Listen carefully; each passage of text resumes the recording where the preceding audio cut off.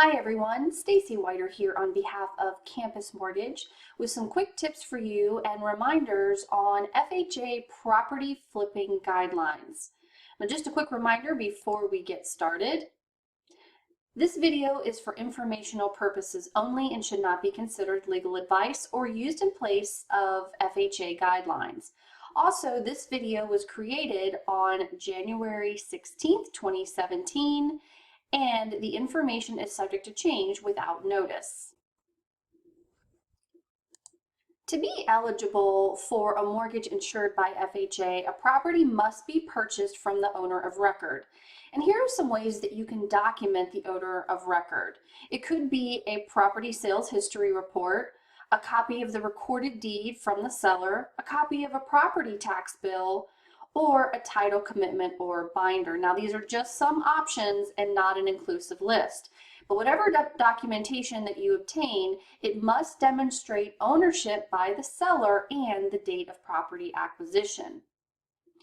Now when it comes to property flipping, this is defined by FHA as a practice whereby recently acquired property is resold for a considerable profit with an artificially inflated value in a short period of time. So they have a time requirement. That means that a specific amount of time must have elapsed between the date the seller has acquired the title to the property, aka legal ownership, and the date of the sales contract execution.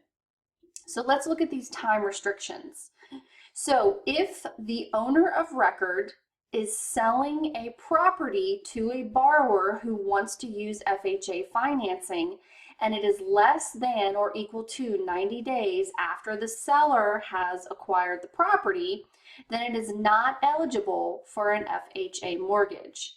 So again, if it is less than or equal to 90 days from or resold following the seller's date of acquisition, then the borrower cannot use FHA financing on that property.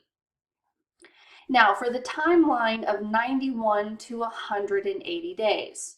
So a property being sold between 91 and 180 days after the acquisition, so that's after the seller acquired the property, then it's going to require the lender for the borrower to obtain a second appraisal. And it needs to be from a different appraiser than who did the original appraisal. And this needs to be done if the resale price is 100% or more over the price paid by the seller. So if you have a seller who purchased a property for $100,000, and then within 91 days or 92 days up to 180 days, they turn around and want to flip it and sell it for $200,000 because they've done all types of improvements, then the borrower's lender will need to do an appraisal, a different appraisal, and also the lender cannot charge the borrower for that second appraisal. So that must be done in order for them to do FHA financing.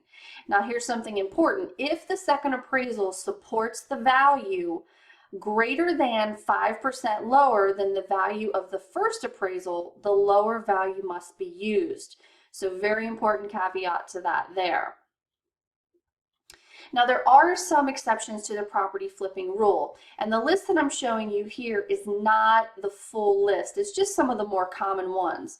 So for example, HUD homes or HUD resale properties, the property flipping rules don't apply to that.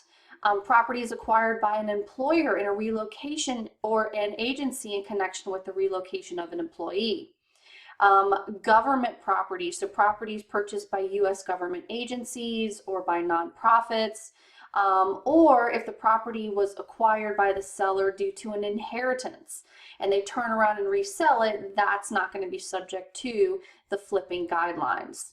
To see a complete list and additional guidelines for these exceptions and for the property flipping guidelines, please visit HUD.gov. That's all for now. Thanks so much for watching. For more tips and videos, please visit campusmortgage.org and look for our weekly tips and videos designed for all mortgage professionals, including underwriters, processors, loan officers, closers, and post-closers. Have a great day, and we'll see you next time. Bye-bye.